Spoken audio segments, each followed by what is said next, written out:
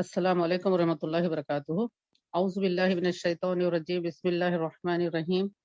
الحمد للہ رب العالمین والصلاة والسلام علی سید المرسلین امام المتقین قائد المجاہدین رحمۃ للعالمین وعلیہ وصحبہ اجمعین۔ رب اشرح لی صدری ویسر لی امری واحلل عقدۃ من لسانی یفقہوا قولی۔ اللہم ارنا الحق حقا وارزقنا اتباعہ، اللہم ارنا الباطل باطلا وارزقنا اجتنابہ، بے جاہ سید المرسلین صلی اللہ علیہ وسلم۔ قال اللہ تعالیٰ فی القرآن مجید، بسم اللہ الرحمن الرحیم، شہر رمضان الذی انزل فیہ القرآن ھدی للناس وبینات من الہدی والفرقان، صدق اللہ العلی العظیم۔ اللہ تعالیٰ ارشاد فرماتے ہیں، رمضان وہ مہینہ ہے جس میں قرآن نازل کیا گیا ہے۔ اور یہ قرآن کیوں نازل کیا گیا ہے، اس کا مقصد اللہ تعالیٰ بتاتے ہیں، ھدی للناس، یعنی یہ لوگوں کے لیے ہدایت ہے۔ اور ہدایت کس طریقے سے دیتا ہے، وبینات من الہدی والفرقان، اور یہ واضح تعلیمات پر مبنی ہے، کھلی آیات ہیں اس کی، جو لوگ انسانیت کو ہدایت دیتی ہے اور حق اور باطل میں فرق کرتی ہے۔ فرقان یعنی کہ حق اور باطل میں فرق بتانے والی کتاب۔ یہ کتاب قرآن مجید ہے جو اللہ تعالیٰ نے رمضان مبارک میں نازل فرمائی ہے۔ اور جس مہینے کا یہ انتخاب کیا گیا ہے اس کا نام رمضان مبارک ہے۔ رمضان کے لغوی معنی ایک یہ بتائے گئے ہیں تفاسیر میں کہ اس کا مادہ رمضاں سے ہے۔ رمضاں اس بارش کو کہتے ہیں جو خریف کی فصل کاٹنے کے بعد جو پہلی بارش ہوتی ہے، فریخ کی فصل کاٹنے کے بعد جو پہلی بارش ہوتی ہے اس کو رمضاں کہا جاتا ہے۔ اور فصل کاٹنے کے بعد جیسے کہ ہم اندازہ کر سکتے ہیں کہ گرد و غبار ہو جاتا ہے، بھوسی ہوتی ہے اناج کی، اس کی وجہ سے زمین پوری غبار آلود لگتی ہے، اور جب بارش ہوتی ہے تو وہ سب غبار دور ہو جاتا ہے۔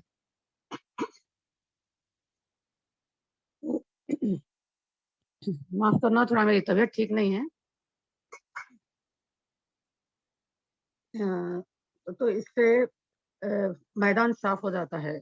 تو اسی طریقے سے رمضان مبارک وہ مبارک مہینہ ہے جو دلوں پر جو دھول انسان کے آ جاتی ہے، گرد جو آ جاتی ہے، اخلاق جو بگڑ جاتے ہیں، روحانیت جو نچلے سطح پر چلے جاتی ہے، رمضان المبارک کے مہینے میں عبادتوں کے ذریعے، توبہ اور استغفار کے ذریعے اللہ تعالیٰ بندوں کے گناہوں کو دھو دیتا ہے، دل کا میل کچیل دھول وغیرہ صاف ہو جاتا ہے، اور دل آئینے کی طرح صاف ہو جا سکتا ہے۔ انسان یہ کیفیت پا سکتا ہے رمضان المبارک کے مہینے میں۔ اور یہ کیوں ضروری ہے، انشاءاللہ اس پر آگے بات ہوگی۔ اور دوسری توضیح اس کی یہ بتائی گئی ہے کہ رمز سے ہے یہ رمضان المبارک کا اسم۔ رمز عربی میں دھوپ کی شدت کو کہتے ہیں، ایسی دھوپ کی شدت جس کی وجہ سے جلن محسوس ہوتی ہے، جس کی تپش بہت زیادہ ہوتی ہے، اور جس کی تپش کی شدت کی وجہ سے انسان بھوک اور پیاس کی شدت محسوس کرتا ہے۔ چنانچہ رمضان المبارک میں بھی انسان جب روزے رکھتا ہے تو وہ بھوک اور پیاس کی شدت کو محسوس کرتا ہے، لہٰذا اس مہینے کا نام رمضان المبارک رکھا گیا۔ بہرحال یہ اس کے نام کی توضیح ہوئی۔ اب دوسری چیز یہ ہے کہ اللہ تعالیٰ نے اس کو روحانیت سے کس طریقے سے جوڑا ہے۔ اس مہینے کو ہم دیکھتے ہیں کہ تفاسیر میں یہ بات آئی ہے کہ حضرت ابراہیم علیہ السلام کو جو صحائف اللہ تعالیٰ نے عطا کیے وہ پہلی رمضان المبارک کو عطا کیے۔ حضرت موسیٰ علیہ السلام کو جو توریت عطا ہوئی وہ بھی اسی مہینے میں عطا ہوئی۔ حضرت عیسیٰ علیہ السلام کو انجیل عطا ہوئی وہ بھی اسی مہینے میں عطا ہوئی۔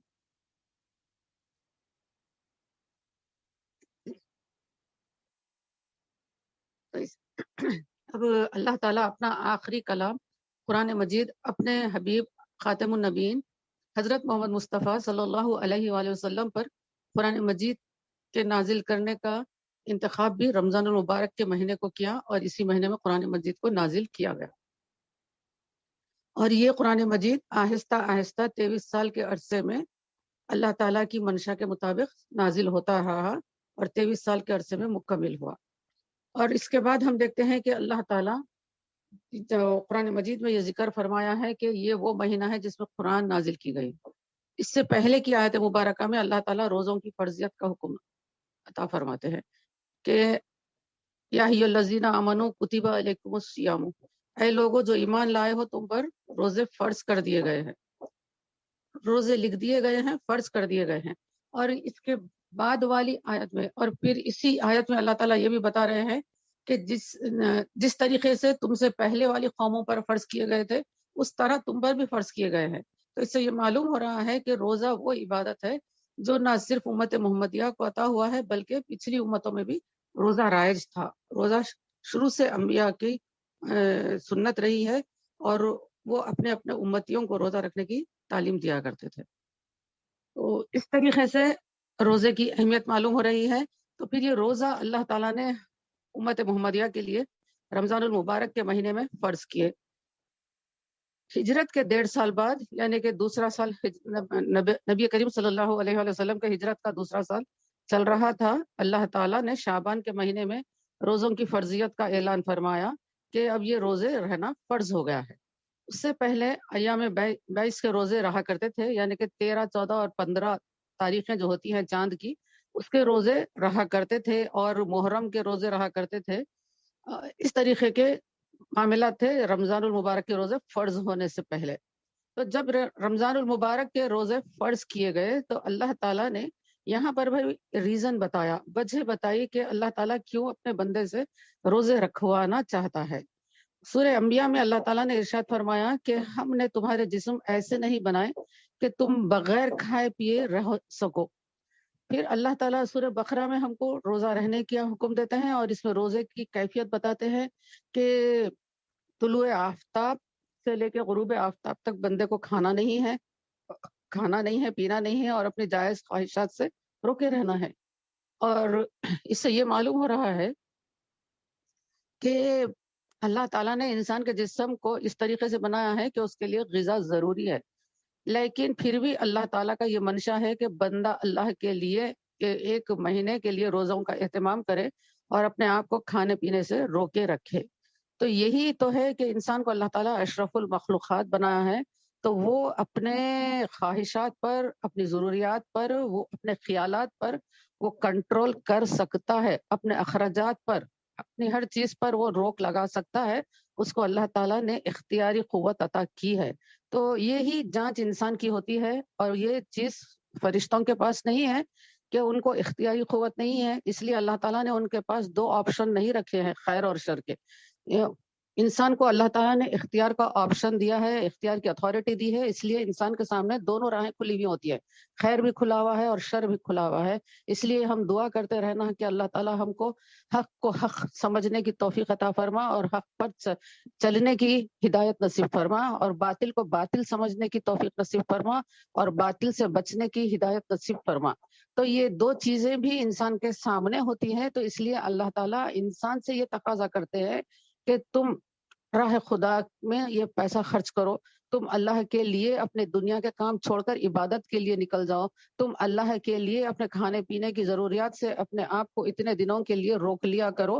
یہ اس طریقے کا معاملہ انسانوں کے ساتھ ہوتا ہے، یہ حیوانات کے ساتھ بھی نہیں ہوتا ہے، یہ فرشتوں کے ساتھ بھی نہیں ہوتا ہے، کیونکہ انسان یہ کر سکتا ہے، انسان کے پاس قدرت ہے اختیار کرنے کی، تو اس لیے یہ انسان ہے. اور انسان کی آزمائش یہی ہے کہ وہ اپنے جو خیالات ہوتے ہیں، اس کے اپنی نفس کی طرف سے جو میلانات ہوتے ہیں، رجحانات ہوتے ہیں، وہ ہے مخلوق کی طرف سے ہے، شیطان کی طرف سے جو شر اس کے پاس امنڈ کر آتے ہیں، ان سب کو چھوڑ کر، ان سب کو ریجیکٹ کر اللہ تعالیٰ کے راستے کو اڈاپٹ کرتا ہے، اسی کے اوپر چلتا ہے، تو یہ انسان اشرف المخلوقات بنتا ہے، نیکوکار بنتا ہے، اللہ کا پسندیدہ بنتا ہے، اللہ کے مقرب بندوں میں شمار ہوتا ہے، انشاءاللہ تعالیٰ آخرت میں اللہ تعالیٰ کے انعامات کا مستحق بنتا ہے. تو یہ روزہ اللہ تعالیٰ کیوں رکھوانا چاہتے ہیں؟ رسول کریم صلی اللہ علیہ وآلہ وسلم نے ارشاد فرمایا کہ بھوکے پیٹ والا، یعنی کہ جس کا پیٹ ایسا رہتا ہے، یہ شکم خور نہیں ہوتا، زیادہ کھایا ہوا نہیں رہتا، بھوک کی شدت محسوس ہوتی ہے پیٹ میں، تو وہ شخص جب عبادت کرتا ہے، ایک ایسا شخص جو کہ بھوک محسوس کرتے ہوئے عبادت کرتا ہے، تو اس کی عبادت اللہ تعالیٰ کے نزدیک 70 غافلوں کی عبادت سے افضل ہے.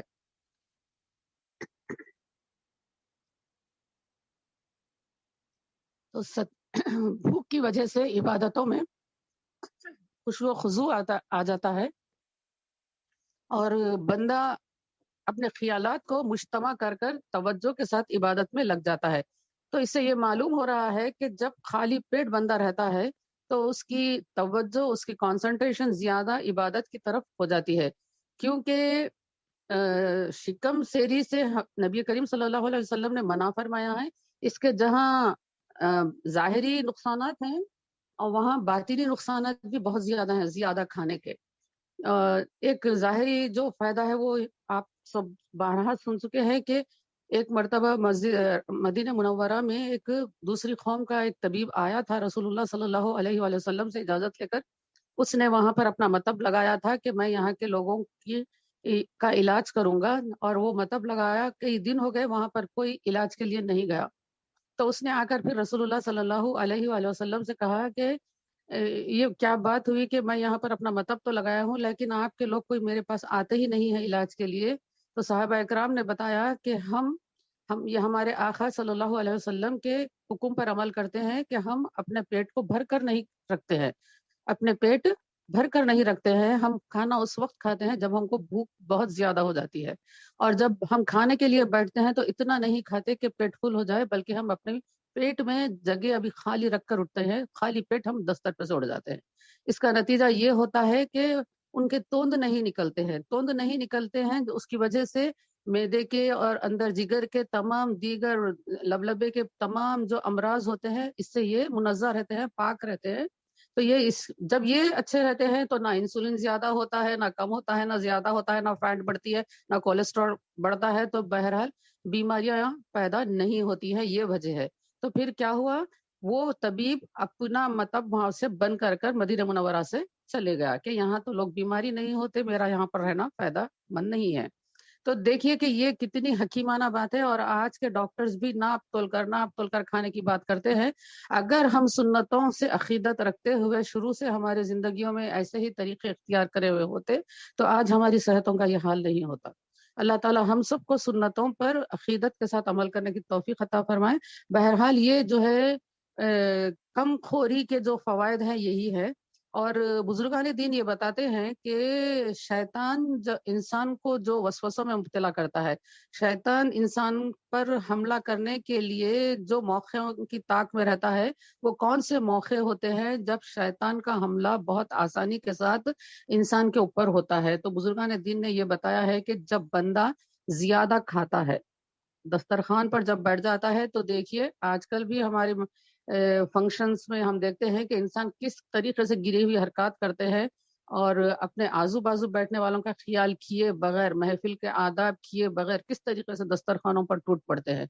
तो शैतानियत है ये, इंसानियत के इस तरीके के हरकत नहीं हो सकते। तो शैतान इंसान को जब वो ज्यादा खाना चाहता है उस वक्त शैतान बहकाता है, और दूसरा वक्त वो होता है जब इंसान बहुत ज्यादा तफाखुर के लिबास पहनना चाहता है, दिखावे के लिए लिबास बहुत ज्यादा कीमती पहनना चाहता है, तो उस वक्त भी शैतान इंसान को वरगलाता है।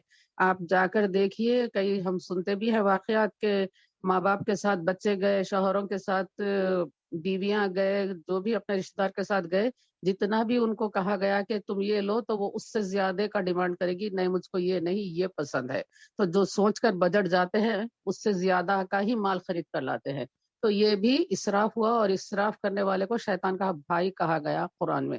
तो देखिए कि तफाखुर लिबास अख्तियार करने की जगह भी शैतान आ जाता है, इंसान को बहकाता है। और फिर उसके बाद वो पूरे बहुत ज्यादा डिटेल्स हैं, वो दिखावे का लिबास पहनकर इंसान किन किन बुराइयों में मुब्तला हो जाता, कैसी कैसी गफलतों में पड़ जाता, ज्यादा खाने से भी वैसे ही गफलतों में पड़ जाता है, नींद का गलबा हो जाता है, और इबादतों से गफलत हो जाती है। इबादत में अगर आप खड़े रहे तो तवज्जो नहीं रहती है, खड़े रहने के लिए सांस फूलने लगता है। बहरहाल ये खराबियां होती हैं ज्यादा खाने और तफाकुर के लिबास पहनने से। और तीसरा वक्त वो होता है जब शैतान इंसान के हमला करता है तो कारगर होता है, वो है ज्यादा गुफ्तगू करते वक्त। जब आपस में लोग मिलते हैं तो बेकार लहू जो बात करते हैं, बेकार गुफ्तगू जो करते हैं, दुनिया की गुफ्तगू करते हैं, तो वहां पर भी शैतान ان کے بیچ میں رکھنے ڈالتا ہے کہ ان کو دین کی طرف راغب ہونے نہیں دیتا. بیکار محض گفتگو گھنٹوں چلے گی دین کے لیے. اگر ہم اس محفل میں جا کر اگر ہم جو ہے ایک چھوٹا ایک جملہ دین کا بھی بول دیں تو فوراً وہ لوگ وہاں سے اٹھ جائیں گے. تو یہ دنیا کی اگر گفتگو رہی، فلموں کی رہی، ڈرامے کی رہی، فیشن کی رہی، بازار کی رہی، انسانوں کے ذکر رہے، انہوں ایسے انہوں ایسے، یہ چلتے رہا گھنٹوں چلتے رہیں گا. وہاں پر جا کر کوئی ایک نصیحت کی بات اگر کرے تو وہاں پر کیسی بوریت محسوس ہوگی، اکتاہٹ محسوس ہوگی. تو یہ بھی ایک شیطان کی دخل کی وجہ سے ہوتا ہے. اور چوتھا موقع جو بزرگان دین نے بتایا ہے کہ شیطان انسان کے اوپر آسانی سے حملہ کرتا ہے، وہ ہے جب یہ بہت زیادہ میل ملاپ کرتے ہیں. یعنی ضرورت سے زیادہ میل ملاپ کرنا ہے، ایک دوسرے کی ضروریات کو پورا کرنا ہے، ملاقات کرنا ہے، کیفیتیں لینا ہے اور معاملات نبھانا ہے، یہ سب صحیح ہے. لیکن لغو ملاقاتیں جو ہوتی ہیں، بیکار ملاقاتیں جو ہوتی ہے، صرف ٹائم گزاری کے لیے جو بیٹھا جاتا ہے، ٹائم پاس نہیں ہو رہا، ان کے پاس چلے جائیں گے، ان کے پاس چلے جائیں گے. ٹائم ہے کس کے پاس؟ ٹائم مقرر کیا ہوا ٹائم ہے، زندگی کا وقت ہمارا مقرر ہے. اتنا ٹائم ہونے کے بعد اللہ تعالیٰ ہم کو بلانے والے ہیں، جب تک ہم کو عمل کرنا ہے. تو اس کے لیے ہم اپنے جو فرائض ہے، جو ذمہ داریاں ہیں، جو واجبات ہیں ہمارے، ہم وہ کرنے کے بعد رجوع اللہ ہونے کی کوشش کریں، ذکر و اذکار میں رہیں، تلاوت میں رہیں، نفل نمازوں میں رہیں، دینی کتب کے مطالعے میں رہیں، اپنے آپ کو اس میں مصروف رکھے تاکہ ہم اللہ کے قریب ہو سکے. تو یہ چیز جو ہے تنہائی ہم کو عطا کرتی ہے اگر ہم فارغ ہو جاتے ہیں.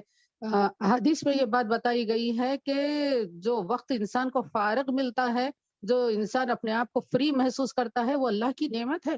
اس نعمت کی ہم کو قدر کرنا چاہیے کہ اللہ نے مجھ کو ذمہ داریوں سے آزاد رکھا، یہ وقت ملا، میں یہ اللہ کی قدرت پہ غور کروں، اللہ کے کلام میں تدبر کروں، دین کی کچھ باتیں سیکھوں، کسی کو سکھاؤں، یا ذکر کروں، نماز پڑھوں. یہ اس طریقے کا معاملہ ہونا چاہیے.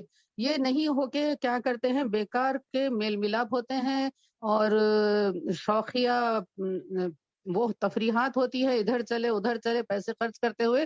تو یہ وہ مقامات ہیں، یہ وہ وقت ہے جبکہ شیطان انسان کو بھٹکاتا ہے. تو یہ 4 مواقع ایسے ہیں، میں سمجھتی ہوں انشاءاللہ میں اور آپ آئندہ سے ان چیزوں سے انشاءاللہ تعالیٰ بچنے کی کوشش کریں گے. اللہ تعالیٰ ہم سب کو توفیق دے کہ بسیار خوری سے، یعنی کہ زیادہ کھانے سے اور کھانے کے شوقین بننے سے. کبھی کبھار طبیعت چاہتی ہے پکائیے، کھائیے، اچھا اپنے اہل و عیال کو بھی کھلائیے، لیکن یہ نہیں کہ ڈیلی ہماری روٹین یہی بن جائے کہ اس کے بغیر ہمارے حلق سے ہی نہیں اتر رہا. ایک ٹائم بھی ہم کو تھوڑا فرق نہیں ہونا، ہمیشہ ان کو جو ہے توے پہ کی روٹی ہونا، ہمیشہ ان کو گوشت ہونا، ایسے ایسے باتیں بعض لوگ سناتے. تو یہ چیز جو ہے مومن کی شان نہیں ہے، یہ تو منافق کی شان ہے. ایک مرتبہ ایک شخص نبی کریم صلی اللہ علیہ وسلم کے پاس آئے اور تو رسول اللہ صلی اللہ علیہ وسلم نے ان کو دودھ کا ایک پیالہ پیش کیا. تو وہ فوراً گٹ گٹ گٹ وہ دودھ پورا پی لیے. تو پھر اس کے بعد پھر سے رسول اللہ صلی اللہ علیہ وسلم نے دوسرا پیالہ منگایا اور ان کو پیش کیا، پھر منگایا. اس طریقے سے 70 پیالے ایک کے بعد ایک منگا کر آپ نے ان کو دیتے گئے. تو وہ پورا دودھ وہ شخص جو ہے پی گئے.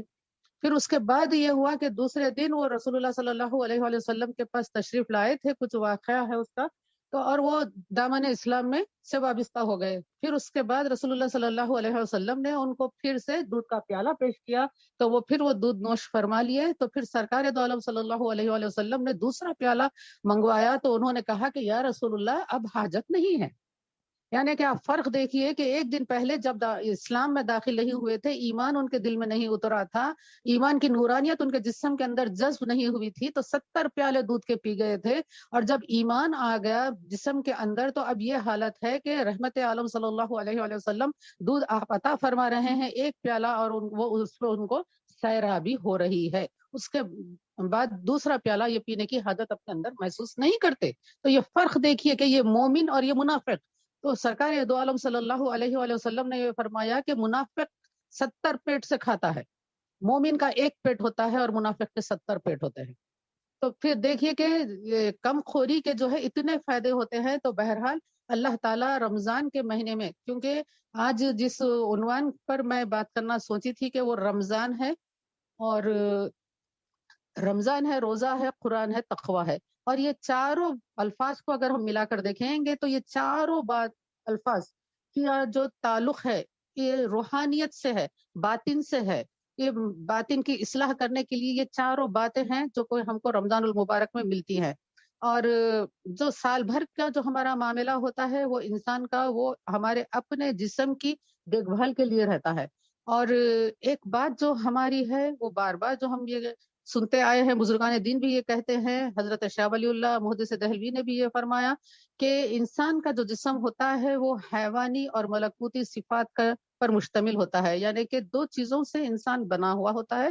اس کے اندر حیوانی صفات ہے، یعنی کھاتا پیتا ہے، بھوک محسوس کرتا ہے، اپنی جنسی خواہشات پوری کرتا ہے، نسل بڑھاتا ہے.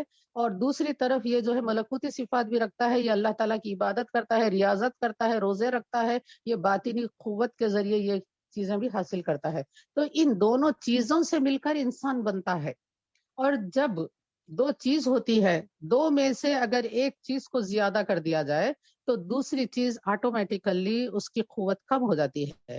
مثلا اگر ہم زیادہ اپنے فزکس پر توجہ دیں، یعنی کہ فزیکل اپیئرنس پر توجہ دیں گے، کھانے پینے پر، پہننے اوڑھنے پر، اپنے سجاوٹوں پر، اس پر زیادہ توجہ دیں گے تو روحانیت جو رہے گی، جو ملکوتی صفات جو رہیں گے وہ دب جائیں گے. اس کے برخلاف اگر کوئی بندہ اپنی روحانیت کے اوپر زیادہ توجہ دیتا ہے، وہ اپنی ظاہر سے لاپرواہ ہو جاتا ہے، غنی ہو جاتا ہے، اس کی محبت نہیں رہتی، خواہش نہیں رہتی، جو ملا تھوڑا ملا، جتنا ملا کھا لیے، خواہشات کا اظہار نہیں، حسب ضرورت جب بھوک محسوس ہوئی تھوڑا کھا لیے، اور پہننے کے لیے بھی کوئی خواہشات نہیں، صرف ستر پوشی کا دھیان ہے، سادگی کا، عمدگی کا، بس اتنا ہی. تو اس کی جو ہے روحانیت ترقی کرتی ہے. دو چیز جب ملے ہوئے ہیں تو آپ ایک کو اگر زیادہ کر دیں گے تو دوسرا اس کے اوپر غلبہ پا لیتا ہے. تو اسی لیے اس میں بیلنس مینٹین کرنے کے لیے روحانیت میں اور ظاہری ظاہری اعمال میں ہمارے بیلنس پیدا کرنے کے لیے اللہ تعالیٰ نے روزے عطا کیے ہیں. تو روزے میں یہ ہوتا ہے کہ بندہ جب بھوک کی کیفیت میں یہ رہتا ہے تو اس کی نورانیت جو بڑھ جاتی ہے، قلب کی کیفیت جو بڑھ جاتی ہے. ہمیشہ اللہ تعالیٰ کا یہ فضل اور انعام ہے کہ اس کے اندر ایک رجوع الی اللہ کا مادہ اس کے پاس آ جاتا ہے کہ یہ محسوس کرتا ہے کہ میں آج اللہ کے لیے، میرا یہ دن ہے، یہ میرا دن آج اللہ کے لیے ہے، میں اللہ کے لیے کھانے پینے سے اپنے آپ کو روکے رکھی ہوں. ایک الگ کیفیت رہتی ہے جب بندہ روزے سے رہتا ہے. تو یہ کرتے ہیں. تو یہ کیوں کرتے ہیں؟ یہ کیا اللہ تعالیٰ نے اس کا مطلب اس کی غرض بتائی، لعلکم تتقون. اس سے قوی امید ہے کہ تم تقوی والے بنو گے. یعنی کہ یہ بھی نہیں ہے کہ گارنٹی نہیں ہے کہ کسی نے روزہ رکھا اور تقوی والا بن گیا. تقوی والا جب بنے گا جب روزے کو روزے کے حق کے حساب سے رہنا ہے. روزہ ایسا نہیں جیسے کہ احادیث میں بتایا گیا مفہوم ہے کہ بعض روزے دار ایسے ہوتے ہیں جن کو روزے ان کو سوائے بھوک اور پیاس کے کچھ نہیں دیتے. اللہ نہ کرے ہمارے روزے ایسے رہے. اور بزرگان دین نے بتایا کہ بعض روزے دار ایسے ہوتے ہیں کہ ان کے روزے بالکل طفلی روزے ہوتے ہیں، جیسے کہ چھوٹے بچے روزے رہتے ہیں، ان کو کچھ زیادہ اس کی گہرائی اور معنی معلوم نہیں رہتے، صرف کھانے پینے سے رکنے کو وہ روزہ سمجھتے ہیں. ویسے ہی بعض روزے دار رہتے ہیں. تو اللہ تعالیٰ ہم کو محفوظ رکھے. تو اچھے روزے دار وہ ہوتے ہیں جو شعور اور اعتبار اور غور و فکر کے ساتھ اپنے جسم کے تمام اعضاء کے ساتھ روزہ رکھتے ہیں.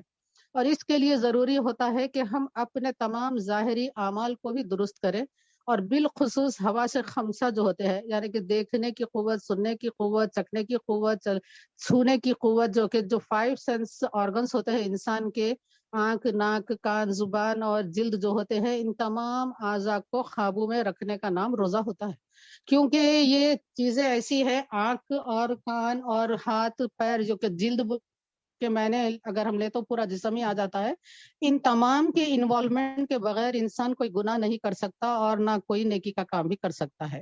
تو یہ سینس آرگنس کا استعمال ہونا ضروری ہے. اگر آپ قرآن مجید پڑھ رہے ہیں تو آپ کو آنکھ سے دیکھنا ضروری ہے، زبان سے پڑھنا ضروری ہے، اور آپ سن رہے ہیں تو کان سے سننا ضروری ہے، سوچ رہے ہیں تو آپ کو دماغ استعمال کرنا ضروری ہے، پکڑ رہے ہیں تو آپ کی جلد استعمال ہونا، ہاتھ استعمال ہونا ضروری ہے. اسی طریقے سے اگر کوئی گناہ کے کام کر رہے ہیں، ٹی وی دیکھ رہے ہیں، تو اس وقت بھی آنکھ، کان، زبان یہ سب استعمال ہی ہوں گے. تو اب یہ انسان کے اختیار میں ہوتا ہے کہ بندہ اپنے اعضاء کو کس طریقے سے استعمال کرتا ہے. تو بہرحال روزے کے اندر ان تمام حواس خمسہ کو اپنے اختیار اور کنٹرول کے ساتھ صرف نیکیوں کے لیے استعمال کرنا، یہ روزے کا کمال ہوتا ہے. بزرگان دین کا تو یہ معاملہ تھا کہ وہ یہ سوچتے تھے کہ ہمارا دماغ، ہمارے خیالات بھی روزے کے اندر دنیا کے کسی کام کے بارے میں نہ چلے، ہمارا دماغ صرف جو ہے دین کے بارے میں چلے، صرف دین کے بارے میں سوچے، یہ ان کی کیفیت ہوا کرتی تھی۔ تو اس طریقے سے روزہ کیا کرتا ہے، انسان کے باطن کو بہت زیادہ جلا دیتا ہے، اور یہ جب ہوتا ہے تو اس کے اندر بندے کے اندر تقویٰ آتا ہے، کیونکہ اللہ تعالیٰ نے روزے کا غرض و غایت تقویٰ بتائی ہے۔ اور ہم یہ دیکھتے ہیں کہ قرآن مجید میں جہاں پر رمضان المبارک کا ذکر ایک مرتبہ آیا ہے، روزے کا بھی اتنا زیادہ نہیں آیا ہے، روزے کی فرضیت کی آیت ایک آئی ہے، اور اس کے بعد قرآن مجید کا ذکر آیا ہے، قرآن مجید کی فضیلت کے بارے میں آیا ہے، اور ان تین چیزوں سے جو بندے کو حاصل ہونے والی چیز ہے وہ تقویٰ ہے۔ تقوی کا ذکر قرآن مجید میں 61 ٹائمز آیا ہے۔ 61 ٹائمز اللہ تعالیٰ بندے کو توجہ دلاتے ہیں کہ تقوی اختیار کرو، تقوی اختیار کرو۔ تو یہ تقوی کب اختیار کر سکتا ہے بندہ؟ جب وہ ان تمام باتوں سے گزرے گا، رمضان کا پاس اور ادب رکھے گا، روزے کا رکھے گا، قرآن مجید کا رکھے گا، تب کہیں جا کر بندہ تقوی اختیار کر سکتا ہے۔ اور جو بندہ تقوی اختیار کرتا ہے تو اس کے تعلق سے اللہ تعالیٰ نے یہ فرمایا کہ اللہ تعالیٰ متقیوں کو پسند کرتا ہے، فَإِنَّ اللَّهَ يُحِبُّ الْمُتَّقِينَ، اللہ تعالیٰ متقیوں کو پسند کرتا ہے۔ اور جو متقی ہوتا ہے، جو رمضان کے روزے رکھتا ہے، وہ کیا کرتا ہے؟ رسول اللہ صلی اللہ علیہ وآلہ وسلم نے فرمایا کہ رمضان صبر کا مہینہ ہے، بندہ صبر کے بغیر کوئی کام نہیں کر سکتا، صبر ہر چیز میں ہم کو صبر اختیار کرنا پڑتا ہے۔ اگر آپ کسی سے سوال کر رہے ہیں تو جس کے سامنے سوال کیا جا رہا اس کو بھی صبر ہونا چاہیے کہ سوال پورا سنیں، توجہ کے ساتھ سنیں، اور جب وہ جواب دیا جا رہا ہے تو سننے والے کو بھی چاہیے کہ وہ صبر اختیار کرے، جواب کو پوری توجہ کے ساتھ سنیں، وقت دے کر سنیں۔ تو بہرحال چھوٹی بڑی ہر بات میں بندے کو صبر اختیار کرنا پڑتا ہے، تو روزہ جیسی بڑی عبادت بغیر صبر کے یہ ممکن ہی نہیں ہے۔ تو صبر اختیار کرنا ہوتا ہے، اور رسول اللہ صلی اللہ علیہ وآلہ وسلم نے بتایا کہ رمضان صبر کا مہینہ ہے، اور صبر کرنے والوں کو اللہ تعالیٰ کیا فرماتے ہیں کہ ان اللہ مع الصابرین، اللہ تعالیٰ صبر کرنے والوں کے ساتھ ہو جاتا ہے۔ اور پھر رمضان میں انسان جو ہے نیکیوں کی طرف سبقت کرتا ہے۔ کیوں اللہ تعالیٰ رمضان کے مہینے میں احادیث مبارکہ میں یہ بات بتائی گئی کہ رمضان کی نیکیوں کا اجر بڑھا دیا جاتا ہے۔ عام دنوں میں جو فرض ادا کرتا ہے بندہ، تو رمضان کے مہینے میں بھی اپنے فرائض ادا کرتا ہے تو اس کے ثواب 70 فرائض کے برابر کر دیا جاتا ہے، یعنی کہ ایک دن کی ایک نماز کو 70 دن کی نماز کے برابر ثواب دیا جاتا ہے۔ ویسے ہی نفل کو فرض کے برابر ثواب دیا جاتا ہے، اور نیکیوں کا صلہ بڑھا دیا جاتا ہے۔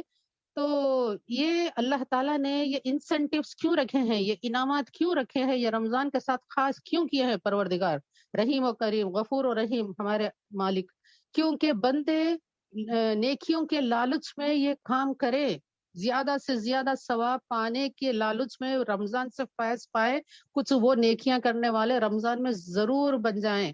کیوں؟ تو پھر اللہ تعالیٰ قرآن مجید میں ارشاد فرماتا ہے احسنوا ان اللہ یحب المحسنین، تم نیکیاں کرو، اور اللہ تعالیٰ نیکیاں کرنے والے کو پسند فرماتا ہے۔ تو بندہ اس میں کتنی نیکیاں کرتا ہے، روزے دار کو افطار کرانے کی دھن رہتی ہے، غریبوں کو غلہ دلانے کی دھن رہتی ہے، زکوٰۃ کے ڈسٹریبیوشن کا کام ہوتا ہے، نفیل صدقات کا رہتا ہے، رشتہ داروں کی خبر گیری رہتی ہے، غرض کے الحمدللہ مسلمان بہت کھلے دل کے ساتھ رمضان میں اپنے اوقات کا اور اپنے مال کا اللہ کی راہ میں لگانے کا اہتمام کرتا ہے۔ اللہ تعالیٰ ہم سب کو ہدایت دے۔ تو یہ نیکیاں کمانے کا مہینہ ہے، اللہ تعالیٰ اس میں ترغیب دیتے ہیں، اور یہ نیکیاں حاصل کرنے کے لیے جو ہماری راہ میں روڑے اٹکاتا ہے وہ شیطان ہے، تو وہ اللہ تعالیٰ وہ بھی انتظام کیا ہے پروردگار، شیاطین کو زنجیروں میں جکڑ دیا جاتا ہے کہ میرے بندے نیکیوں کی طرف لپکیں گے، اے ملون تو ان کی راہ میں رکاوٹ نہیں بننا۔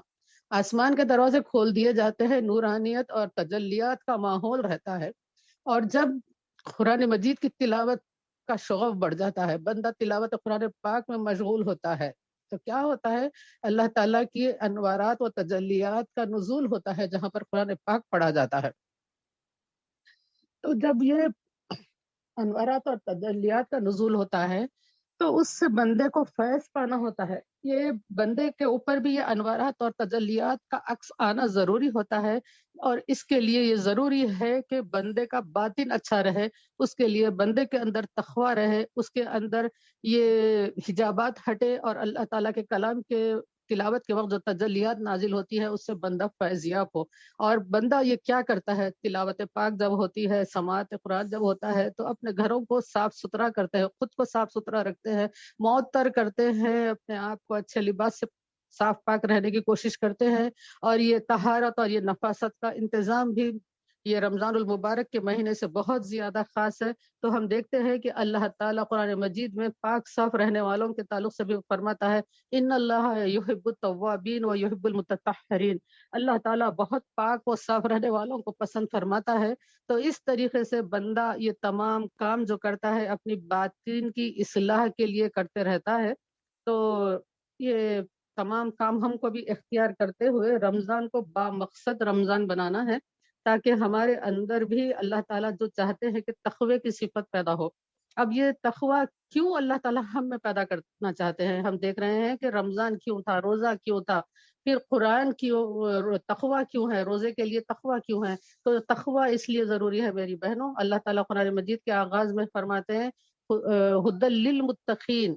قرآن مجید میں جیسے کہ اللہ نے بتایا کہ ہدایت ہے یہ لوگوں کے لیے، ہدایت ہے لوگوں کے لیے، لیکن وہ لوگ ہدایت پائیں گے جو متقی ہیں، جو تقوی والے ہیں، وہی لوگ قرآن سے ہدایت پا سکتے ہیں۔ تو قرآن سے جڑنے کے لیے اللہ تعالیٰ نے اتنا اہتمام کیا، رمضان دیا، روزہ دیا، تقوی دیا، تاکہ ان تمام راستوں سے چل کر، ان اسٹیجز سے چل کر میرے بندے آ کر میرے کلام سے جڑ جائے۔ میرا رب کا کلام بہت بہت قیمتی چیز ہے جو ہمارے ہاتھوں میں ہے۔ اللہ ہم کو اس کی قدر کرنے کی توفیق عطا فرمائے، اس کی تلاوت اور اس کی صحیح طریقے سے ترجمانی سب اللہ تعالیٰ ہم کو سمجھنے کی توفیق عطا فرمائے۔ قرآن پاک سے جوڑنے کے لیے اللہ تعالیٰ نے یہ تمام اہتمام کیا ہے، تاکہ میرے بندے میری کتاب کے ساتھ جڑ جائیں، جو کہ اللہ تعالیٰ کا آخری کلام ہے، اللہ تعالیٰ کا آخری پیغام ہے قرآن پاک۔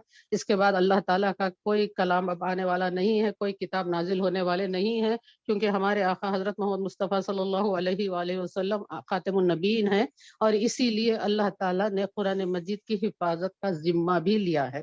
قرآن مجید کی حفاظت کے لیے اللہ تعالیٰ نے فرمایا کہ اِنَّا نَحْنُ نَزَّلْنَا الذِّكْرَ وَإِنَّا لَهُ لَحَافِظُونَ، یعنی کہ اس کلام کے نازل کرنے والے، اس ذکر کے نازل کرنے والے ہم ہی ہیں، اور ہم ہی اس کی حفاظت کریں گے۔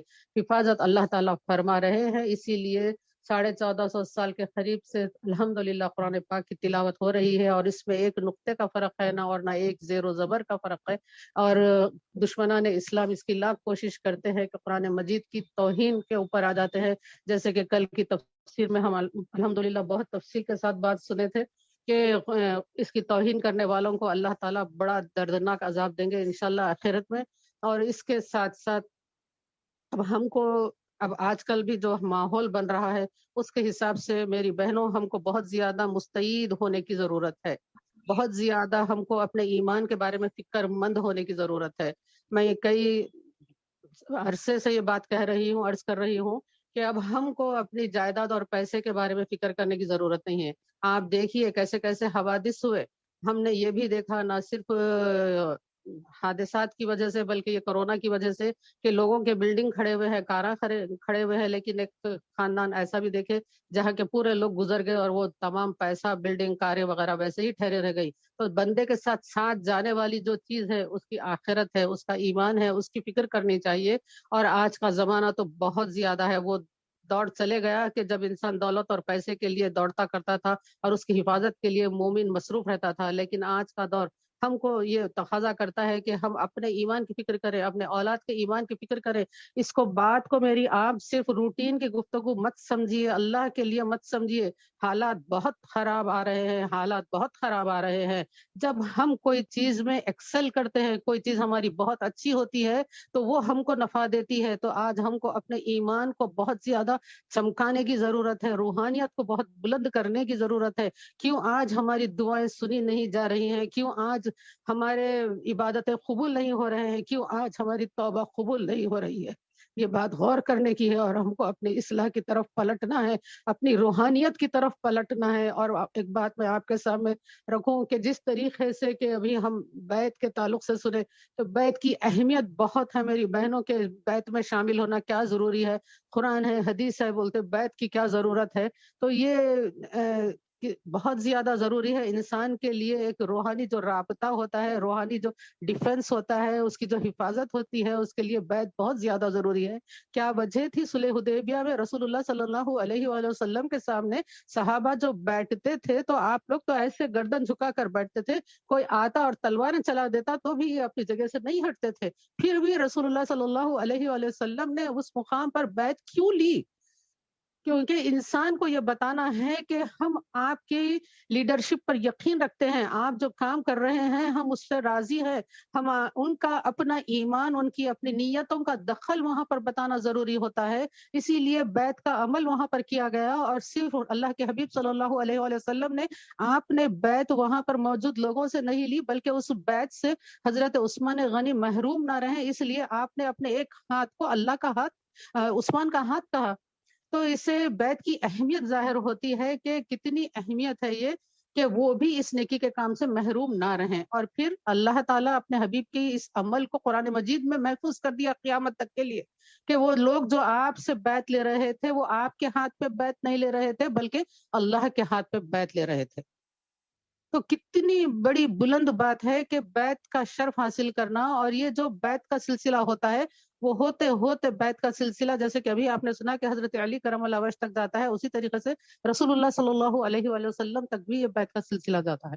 تو اس طریقے سے بیت کی اہمیت بہت زیادہ ہے، اور آپ کو یہ بات معلوم ہے کہ ہم جو زمانے میں رہ رہے ہیں وہ قیامت کے قریب کا زمانہ ہے، بہت بہت قریب زمانہ ہے۔ آپ لوگ شاید دیکھ رہی ہوں کہ آج کل علماء میں جو بحث ہو رہی ہے، اور جو عصر حاضر پر نظر رکھنے والے مفکرین ہیں ان کی جو بحث ہو رہی ہے، جو توجہ کے عنوانات ہیں آج کل قرب قیامت کے علامات کے بارے میں ہے، حالات کے بارے میں ہے، احادیث کے بارے میں ہے، وہ اس پر بات کر رہے ہیں۔ تو حالات ایسے ہو گئے ہیں کہ اب بات کرنا پڑ رہا ہے کہ کیسے حالات ہوں گے۔ تو اب بولیے کہ ان حالات میں ہم کو کیا کرنا چاہیے؟ اور ان حالات میں ایک بڑی جو علامت کبریٰ ہے قیامت کی، وہ ہے امام مہدی کا ظہور۔ امام مہدی کا ظہور جب ہوگا تو آپ سوچئے کہ جب آپ کعبۃ اللہ کے پاس، حجر اسود کے پاس جب آپ اعلان کریں گے کہ میں مہدی ہوں، تو لوگ پورے جو ہے نیک علماء جو رہیں گے وہ ان کے ہاتھ پر بیعت کریں گے، امام مہدی کے ہاتھ پر بیعت کرنے کا شرف حاصل کریں گے۔ اللہ تعالی ہم کو بھی وہ شرف سے مالا مال کرے، ہماری اولاد کو بھی مالا مال کرے۔ تو وہ امام مہدی کے ہاتھ پر بیعت کون کرے گا؟ جو بیعت کا اقرار کرتا ہے، جو بیعت کی اہمیت کو مانتا ہے، وہ امام مہدی کے ہاتھ پر بیعت کرے گا۔ اور وہ جو بیعت کا قائل ہی نہیں ہے وہ کس طریقے سے امام مہدی کے ہاتھ پر بیعت کر سکتا ہے؟ تو بہرحال بیعت اچھے سلسلے والے بزرگ سے بیعت میں شامل ہونا ہم کو نفع دیتا ہے، اور اس سے فیض ملتا ہے۔ ہوتا یہ ہے کہ جس سے نسبت ہو جاتی ہے۔ آپ دیکھیے کہ اگر کوئی ایک محلے میں کوئی نامور انسان ہے یا کوئی ایک اسٹرانگ پرسنالٹی ہے، تو اس کے بچوں کو کوئی محلے والے ستانے کی جرت کرتے نہیں ستاتے، ارے ان کا بیٹا ہے بھائی، ان کو ستائیں گے تو وہ لڑنے کے لیے آ جاتے، نہیں بہت زیادہ لڑائی کا معاملہ ہو جاتا، کچھ بچہ ستایا بھی تو برداشت کر لیتے، نہیں بیٹے جاؤ۔ اس کے بجائے کمزور جو رہتا ہے، جو بیچارہ غریب رہتا ہے، اس کا بچہ اگر ذرا بازو سے لگ کر بھی گیا تو اس کو تھپڑ مار دیتے، جھڑکی دے دیتے۔ کیوں؟ اس کا جو ولی ہے، اس کا ولی اسٹرانگ نہیں ہے، مضبوط نہیں ہے۔ اس طریقے سے روحانیت میں بھی جب کوئی ہمارا ولی بن جاتا ہے، جب کوئی ہمارا لیڈر بن جاتا ہے، تو اس سے شیطان گھبراتا ہے، شیطان زیادہ وسوسے اور رخنے نہیں ڈال سکتا۔ اور سب سے بڑی بات، عبادتوں میں خشوع و خضوع نصیب ہوتا ہے، عبادتوں میں لذت آتی ہے، اور ایمان محفوظ رہتا ہے، اور انشاءاللہ تعالی ہمارا خاتمہ ایمان پر رہے گا۔ اللہ تعالیٰ سے دعا کرتی ہوں کہ اللہ تعالیٰ ہم سب کو آج ایک ایسا ماحول رہا کہ ہم بہت ہی بے تکلف اپنے اپنائیت کے ساتھ ہم نے گفتگو کی۔ اللہ تعالیٰ ہمارے اس جڑنے کو قبول فرمائے، اور اللہ تعالیٰ اس رمضان میں ہم سب کو اللہ تعالیٰ رمضان کی قدر کرنے والا بنائے، روزوں کو اعلیٰ معیاری روزے رکھنے کی توفیق نصیب فرمائے، تلاوت کلام پاک کے ذریعے اللہ تعالیٰ وہ تمام چیزیں ہم کو نصیب فرمائے جو اللہ تعالیٰ ہم کو دینا چاہتے ہیں، اور اس کے ذریعے اللہ تعالیٰ ہم میں وہ تقوی کی صفت پیدا کرے جس کی وجہ سے ہمارا سارا سال پھر اللہ کی مرضی کے مطابق رسول اللہ صلی اللہ علیہ وآلہ وسلم کی اتباع میں اطاعت میں گزرنے والا بن جائے۔ اللہ تعالی ہم سب سے راضی ہو اور ہر شر سے ہم سب کی حفاظت فرمائے۔ اور ہم کو یہ چاہیے کہ ہمارے بچوں کے دلوں میں قرآن کی عظمت بٹھائیے، کیونکہ آج دشمنان اسلام قرآن پر بہت زیادہ اعتراضات کر رہے ہیں۔ انٹرنیٹ کا ماحول دیکھیے کیا چل رہا ہے۔ خوشائند بات یہ ہے کہ ہمارے کچھ نوجوان بچے اس جانب توجہ کر رہے ہیں، کام کر رہے ہیں کہ کس طریقے سے یہ گستاخوں کا جواب دینا چاہیے۔ تو قرآن مجید پر اعتراضات آپ کو معلوم ہے کہ میسج میں ڈالی تھی اس کے اندر گروپ میں کہ دعاؤں کا خاص اہتمام کرے۔